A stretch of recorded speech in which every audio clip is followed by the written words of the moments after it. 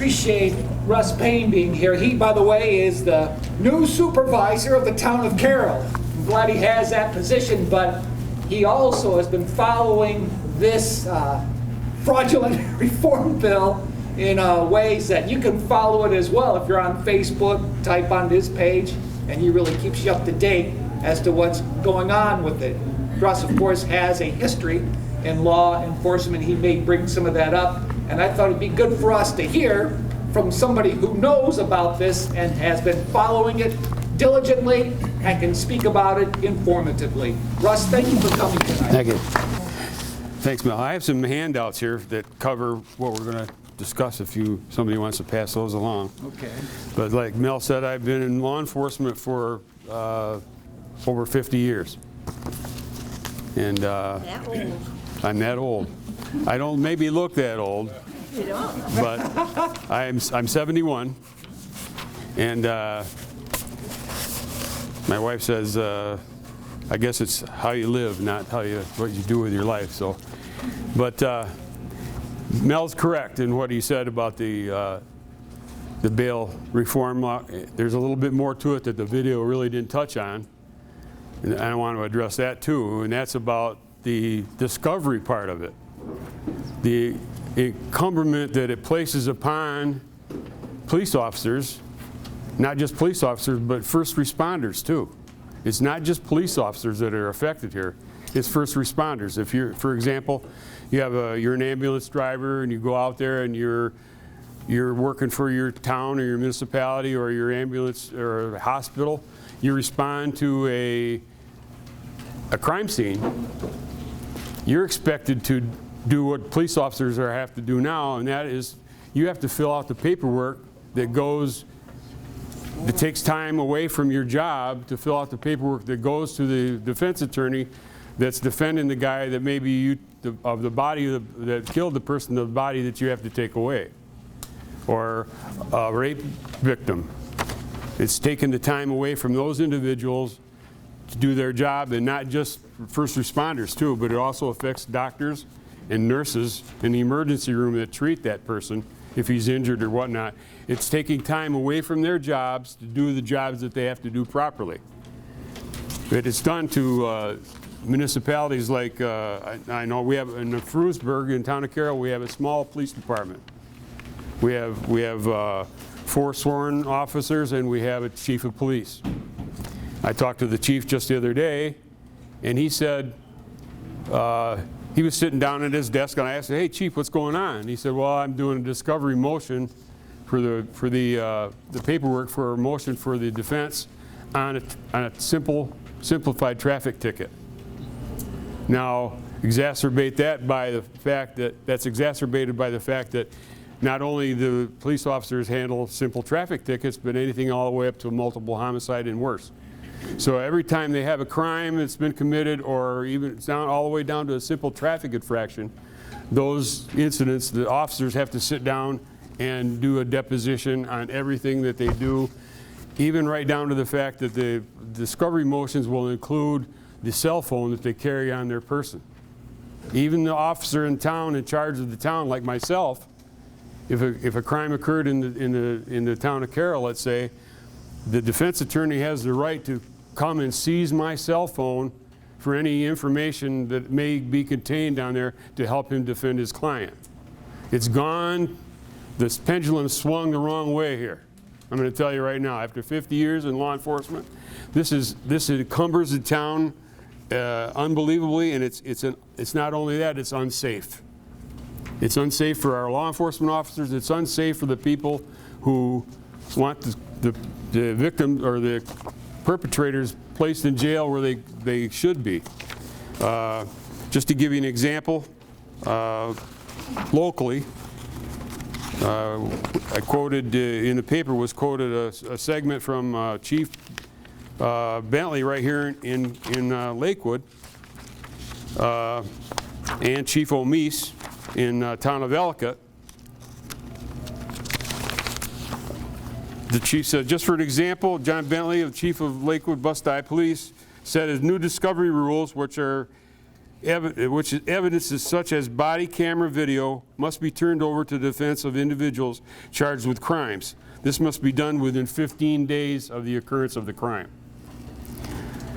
A lot of these body videos and things like that are held in abeyance for 30 days or kept in an evidence locker, but there's a lot of work that goes along with that to get that video processed and be able to go before a defense attorney, not let alone the district attorney's office. This new practice has placed significant financial burdens on his office. He said new hardware, software are needed to handle the influx and the newly expanded documentation required by the Chautauqua County District Attorney's Office.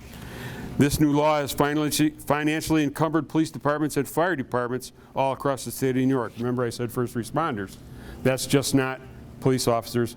That's fire and ambulance service people as well, and it includes people in your emergency rooms and doctors that treat people who are victims of crimes. The new discovery rules are not the fault of the police and the fire departments and the courts. The issue is the public defenders in the state who can't keep track of their clients, so we take a hit for their failures. But that's the law, so be it, he says. We're going to have to deal with it, but it has caused some changes to be made in the way that the police and fire departments do business on a day-to-day basis. The elimination of bail to those charged with the most nonviolent crimes will likely cause an increase in the number of people who skip their court dates. Well, it's too soon to know how the reform measures play out locally, but you're starting to see the videos now that are coming out of the travesty that's happened since this bail reform law has taken place, the first of the month.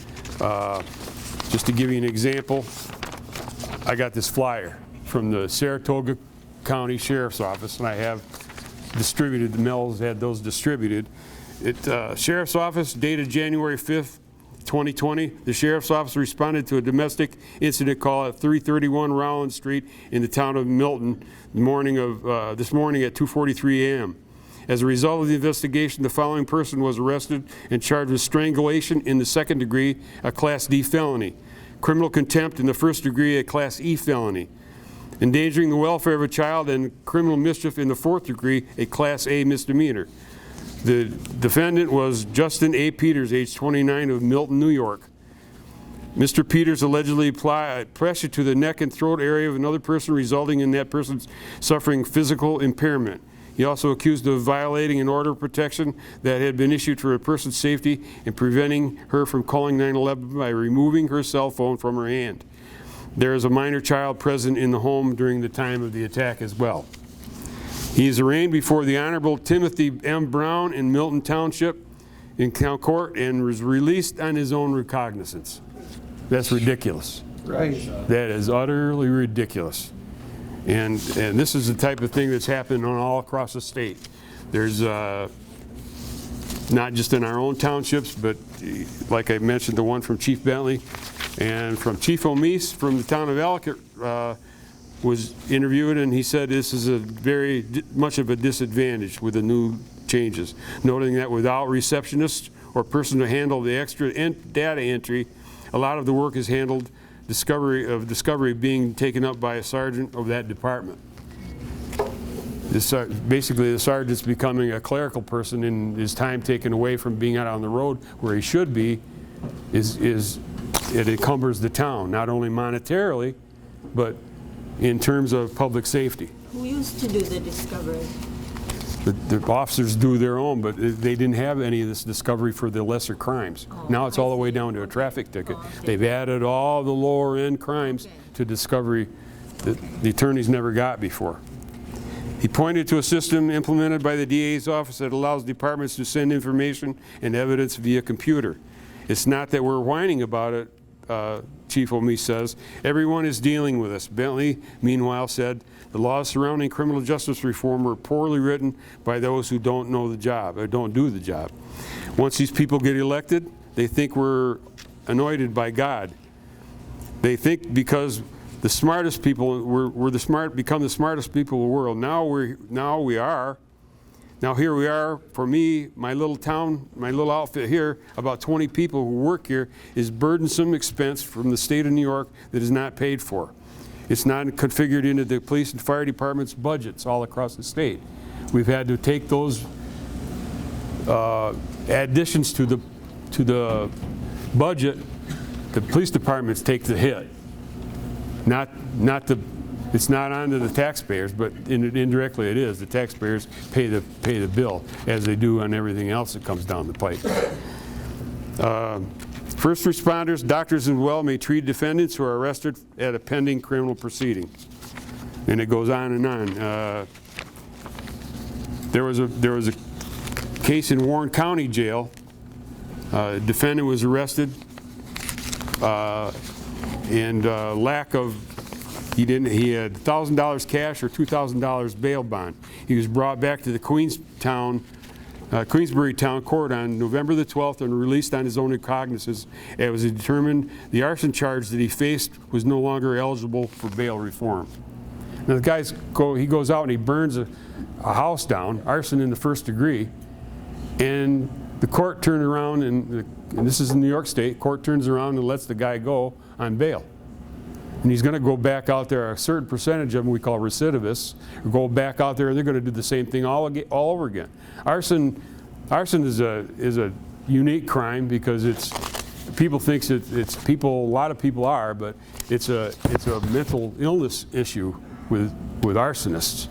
People say it's people like they're pyromaniacs, a certain number of them are, but the bulk of arsonists, believe it or not, start fires. It's a sexual gratification, believe it or not. They get a stimulant from setting fires to homes. This guy, he's released on bail. Who knows he's not going to go out there and do the same damn thing all over again. So this is, it said he was Hart, this was his name, Hart was his defendant's name. He was charged with second-degree rape, second-degree criminal sexual act, both felonies, and arraigned and sent to Warren County Jail for lack of bail. He's due back in Queensbury Town Court on the 21st of January, which is since passed. He faces 14 years in state prison on a sex charge and 4 years on the arson charge. He was let out on bail. And to me, it's just astounding that this kind of thing happens. And I have the list. I think I have a list present here. I was going to read off some of the crimes. Maybe borrow. Yeah. Thank you, man. This list was put out by Senator Tedesco of the 49th District of the state of New York. As of January 1, the defendant must be released from custody without bail for the following crimes. Now think about this for a minute when I tell you. Manslaughter in the second degree. Aggravated vehicular homicide. Criminally negligent homicide. Assault in the third degree. Aggravated vehicular assault. Making a terroristic threat. And that's unbelievable, because one of the cases I worked for when I was a private investigator, was in the city of Erie, Pennsylvania. People worry about terrorism. It doesn't get any much closer to home than Gannon College, Erie, Pennsylvania. I, and along with several active duty law enforcement, discovered a terror cell alive and well at Gannon College in Erie, Pennsylvania. They're no longer in this country, thank God. But that's the kind of thing that's going on. These guys would probably, if they were American citizens, they'd probably be let out on bail. And that's utterly ridiculous. That's incomprehensible to me for a man like myself that's devoted his whole life to law enforcement. To have this happen, it's a slap in the face. And basically what Governor Cuomo has gotten out of this thing is he's gotten a whole bunch of people to vote radical Democrat now because, hey, the governor got me out of jail, I'm voting Democrat. Right. Well, I can't use the terms that I want to use in here, but I think you know where I'm coming from. My son-in-law, actually, they had to release a stalker. So you have someone who's... And that's here. That's here. I didn't see it. Well, I mean, you know, it goes on down. I cut the list off when I ran out of paper at the bottom, but it's... But I mean, you know, if you're stalking somebody, I mean, you're aggressively looking, whatever. Yeah. It leads to other crimes, as does drug use. Drug use leads to this more serious crime because desperate people do desperate things to get the drugs that they need to use. Whether it kills somebody, maim somebody, shoot somebody, yeah, exactly. They're going to get the money no matter what. Rob a bank, I don't care what it is. They're going to get the money some way, the best way they know how. But the list goes on to coercion in the first degree, grand larceny. When I was a police officer, I'd lock these guys up when I arrest somebody for grand larceny. Man, I felt good about myself because, man, I got a bad guy off the street. That's stealing a car, right? Yeah. Or stealing over $5,000 from somebody. Yeah. It just matters what degree. But criminal possession of a controlled substance, that's basically any kind of a drug nowadays. All these people get to walk. And I know the way the radical left people in the state legislature are thinking. These people, they don't care about what's happening here. They care about what's happening at the polls. That's what this whole thing boils down to, and it's disgusting. And I for one, and George Borrello asked me to pass along his information, his message. It includes the bail reform and discovery. Oh, the 15-day discovery. Yes. So if I'm prosecuted, I'm being prosecuted for something. Right. And my counsel does not get the information in 15 days, it's mistrial. Yeah. So they have to let me You're know. gone anyway. You're out on bail anyway. So it does. So Get a criminal prosecution. the president, yes, you're correct. The president made light of it, but it was funny. He said he was talking about, well, the worst could happen is you could get arrested, but if you lived in New York State, you won't be in jail anyway because they'll let you out on bail. So the president knows. I wrote a letter to the president, and I did get a response. I really wanted him to come to New York and sit down with the people that are opposed to this. And maybe he will, maybe he won't. But I got a response back that said they understand where I'm coming from. They know that the bail reform and the Discovery Act it's horrendous. It's not, to me, it's not worth the paper. Yeah, because they got to give everything to his defense. Or they have a And the defense attorneys, I know, trust me, there are some good defense attorneys, and a lot of them earn their money. I understand. But I've always considered, well, my whole career, the defense attorneys are like the dark side of the force. And I like to think I was on the good side, the white hat and the black hat kind of thing. I've always felt that way, and I always picked on attorneys. But now it's worse. The division is even worse than it was before. Between the prosecuting attorneys and the defense attorneys, there's a divide now. It's wider than it ever has been before. And it's going to get worse if the law is not changed. And people like George Borrello, who is, I love the man. I trust him, and he's out there pushing hard against. He wants this act repealed, as do I, and I know probably many people in this room do as well. Yes, ma'am. Who was it that wrote the bill that went through for this act? As I understand it, there were several Democratic senators. I don't know the one who authored the bill, but I know many of the senators that are against the bill.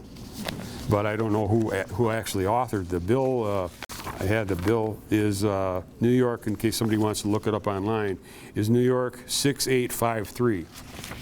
But you can go on and you'll see a copy of this on the internet about all the different crimes. 6853. And it'll give you this printout from Senator Tedesco. He's leading the Republican senators and assemblymen in New York State and Republicans in general against the SAFE Act. And that's why I say SAFE Act. Funny I said that because this is almost as bad as the SAFE Act. SAFE Act is terrible. This is pretty close to being the same thing. But both of those acts, as we know, were passed in the middle of the night when people are home on vacation and the legislature was down to a scant few, and they passed this and rammed it down our throats in the middle of the night. Now, I'm not sure of my details, but it seems like I've seen on Facebook that John Tedesco. there's also a push for James. the closure of many New York State prisons. And Yeah. also, they want to push that people who have been in prison for life can be released, say at That's- 55 years of age, because they've served long enough. Right. That's part of this bail reform. Part of this? Yes. Part of the bail. Yes, sir. Okay, well, what happens now, you get caught, okay, so you get arrested, and then you go before a judge or justice, and, You're arraigned and immediate. If it's one of these charges, immediatally released. yeah, that's what I'm saying, you get a ticket to go home. You get a free Okay, now. ticket out of jail. Next question is, now, Yes. you have to appear for their hearing. Arraignment. Now, if you don't appear, what happens? Yeah, you can be arrested for failure to appear, but they turn around and let you go. It's a moot point, really. All those intricacies that are built into the law, some of those disappear. They're there, but because there's no bail, there's no sense in. And the police officers are getting a bad attitude. Some of the police officers that work in the big cities, they're so busy they don't have time. In the homicides like in the Bronx and places like that, in Chicago, but they don't have that law here. But it's spreading. Other states want to adopt what New York State has. It's a disease. It's spread across the country. Other municipalities want to go the same way, but Governor Cuomo, in his wisdom, I say that. This is going to force people to start taking law.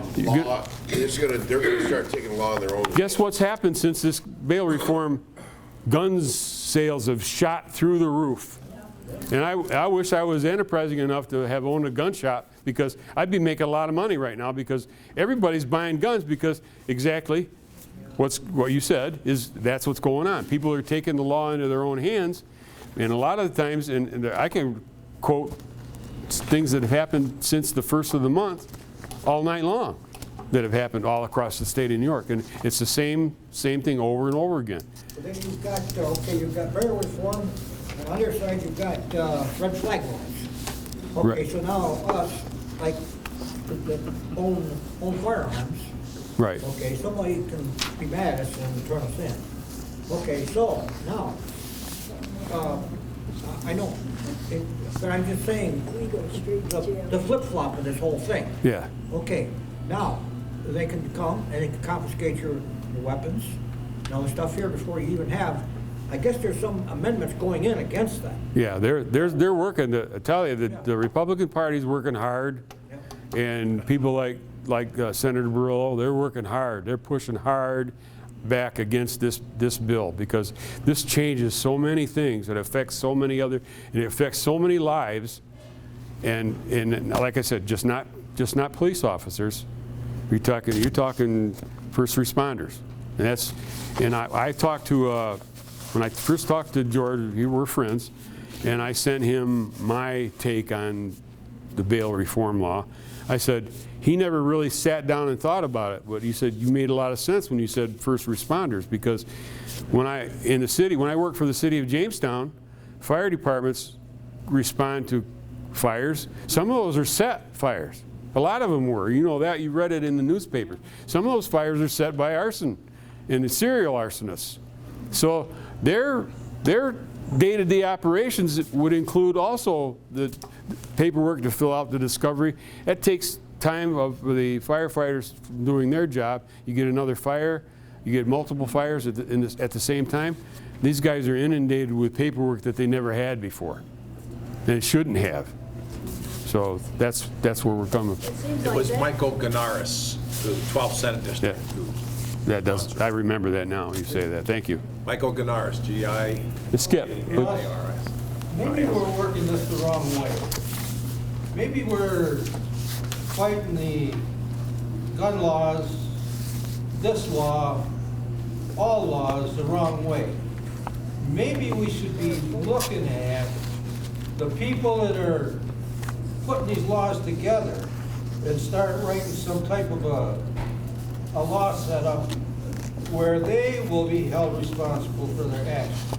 Yeah, there's been several amendments in that regard, especially, for example, the one that's going around. I've seen the 28th Amendment. I've seen it. I'm sure you've all seen that on there, where they want to no law passed that will benefit like Congress over what the American public gets, changing their salary, changing there's no more life terms in the Congress, and they want to do away with that. That's the kind of thing that they're looking at, but you're not going to get enough until you're not going to get enough people to go along with that. That's the problem. Oh, I got everybody in this room to go along. I know that. I know a lot of people that would. I know more people that would than wouldn't at this point in time. I think you're going to see amazing things happen in 2020 in November.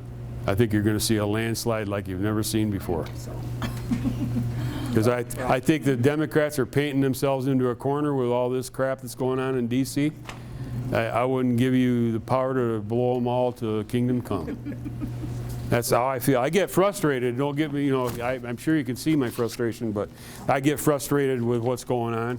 I watch the hearings on TV because I want to see them be embarrassed, because they should be. That's despicable. I don't know. I mean, when I was a young man, and my dad, years ago, when Congressman Goodell was in office, we went down there to Washington, D.C. to meet him in his office. Man, I thought that was the greatest, because we got to go to the White House. I thought that was the greatest thing ever. But these guys, like I said, I wouldn't give you the power to blow them to hell and back. But excuse me, Mel. But, He didn't hear it. I know. But Anybody else have a question? Well, let's, okay, go ahead. It seems to me like one of the things that maybe is not even being looked at here that we're going to see is this discovery down to these traffic tickets. There's going to be way fewer arrests to begin with. exactly. So what you're going to have is rampant crime. Exactly. And it isn't take long for people to figure out That's exactly to get away with I it. was alluding to. That's right. Exactly what's it. And they say, it's not going to increase crime rate. It already has.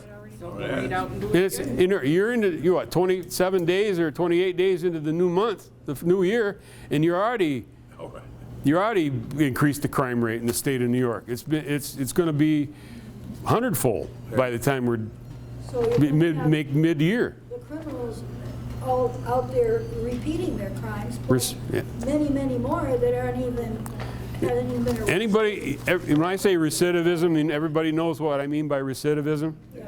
Recidivism, you know what the recidivism rate in prison until this law?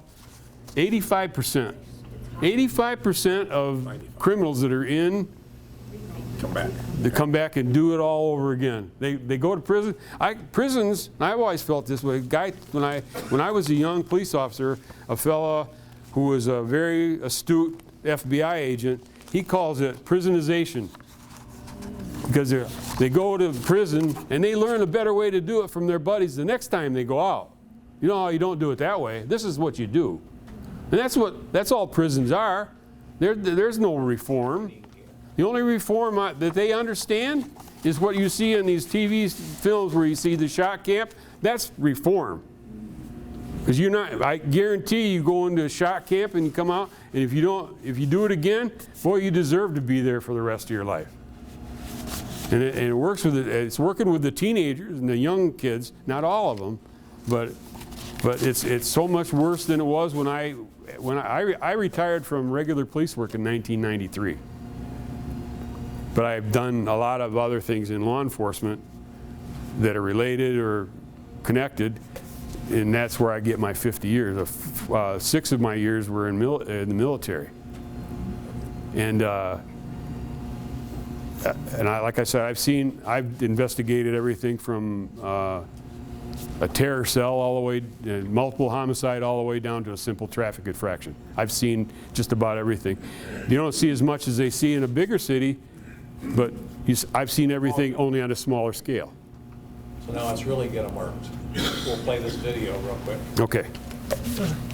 More controversy tonight surrounding the state's new green light law that allows undocumented workers to get driver's licenses. Police agencies are not allowed to share DMV information with immigration agencies. 7 Eyewitness News senior reporter Eileen Buckley has more. State DMV Commissioner Mark Schroeder delivered a presentation of the governor's recent State of the State address to a small group at Amherst Town Hall. That's where we asked him about the green light law. Police agencies are no longer allowed access to DMV records unless they promise not to share information with immigration agencies like ICE. They get the information that they need, and what they're agreeing to is that they're not going to share that information with immigration agencies. That's what that's all about. But not all police and sheriff agencies met a January 11th deadline to sign the agreement, and that means they cannot access DMV photos. The State Department of Criminal Justice Services tells 7 Eyewitness News there are still 45 agencies statewide that haven't signed it. This is something that the law enforcement agency needs to feel comfortable and get clarification from the Department of Criminal Justice just to make sure that they understand what they want to do, and then it'll be their decision to do it. But the law is pretty clear. It appears it's like forcing the hand of them not to supply information of someone that's illegally here in the country. That isn't the intent. That isn't anything I can really elaborate on anything more. The Buffalo Police Department and Erie County Sheriff's Office both say they have signed the agreement. The green light law has been under fire from many county clerks. An appeal against the law continues in Erie County. As the DMV commissioner, could you give it a letter grade right now on how the law is going? No, I can't, because the reason is there are so many different aspects of it. The Department of Criminal Justice says it's been receiving agreements since the deadline, and they are restoring access once received. That's ridiculous. That's like police agencies across New York are having to sign agreements with the state promising not to share certain data with federal immigration agencies if they want to retain access to the DMV database. Those agencies include ICE and Customs and Border Protection. And that database is how law enforcement authorities run plates to see if a car is stolen or run a driver's license to see if it's valid. Now, this comes weeks after the green light law went into effect, allowing undocumented immigrants to obtain driver's licenses in New York. Local police chiefs tell 13 WHAM that they reluctantly signed the agreement so their officers would be able to retain access to vital DMV data on the job. Then the police officer can't even check your license, see if you're valid. Well, law enforcement agencies are a team. I don't care if they're federal, local, state. We work as a team together. And if you're taking one aspect of that away from us, and one investigative avenue, one investigative tool that we have to find out if you have an illegal alien or whatnot in the area or operating a motor vehicle that he shouldn't be operating, that's tying our hands. It's ridiculous. It's unbelievable. Hi folks, it's been a while since I've been around. I wanted to share something I was texting back and forth with the sheriff on Saturday. I was in Syracuse at a state board of directors meeting. I said, Sheriff, can you please validate if Cuomo requested state sheriffs not to cooperate with ICE? I'm at the state board of directors meeting. Please comment and show me your concern. Will. He replied, what the state has done is required us to sign a form from DMV stating that we would not share data with any agency that enforced civil immigration statutes unless they had a subpoena. If we did not sign, then they would not allow us to have any access to the Department of Motor Vehicle Records. I followed up with, was there any conversation about the governor positioning himself to remove a duly elected sheriff? The reason why I said that is because we'd heard rumors. Mr. Cuomo seems to talk a lot, and he's used to the bully pulpit, right? And, you know, if people believe it, then it's true. Of course, If they say it enough After times, that, maybe it'll someone become. said that, I'm like, whoa, whoa, whoa, hold on, let me check with the sheriff. He said, however, not that I've heard, however, there are provisions in a law that states that's the only way we can be removed except for the voters. The governor and the legislator does seem to be passing laws or proposing laws to try to limit the power of the sheriff. Like, for example, the proposal to combine jails. And let's not forget, everybody, we all know this, the sheriff is the chief law enforcement officer in the county. If a sheriff decides he doesn't want the state or any federal agency in his county, he has the power to eject them. He does. Okay? And then he replied back. I said, thank you, but then he replied back, and this is almost his dismay. Our new sheriff is actually learning a lot of stuff. He said, let me know if you need anything else. We met with some senators and assemblymen, but they don't really seem to care what we had to say. No, they don't. They don't. That's from Sheriff Quattrone on Saturday. Yeah, that's true. That's true. They're tying our hands to do the job that we were trained and hired to do. One hand, you could like taking a knife into a gunfight. I mean, it's ridiculous. I mean, we can't contact our federal law enforcement partners or brothers, and it's ridiculous. And to work together, and that's the way it should be. We're all under the same Homeland Security.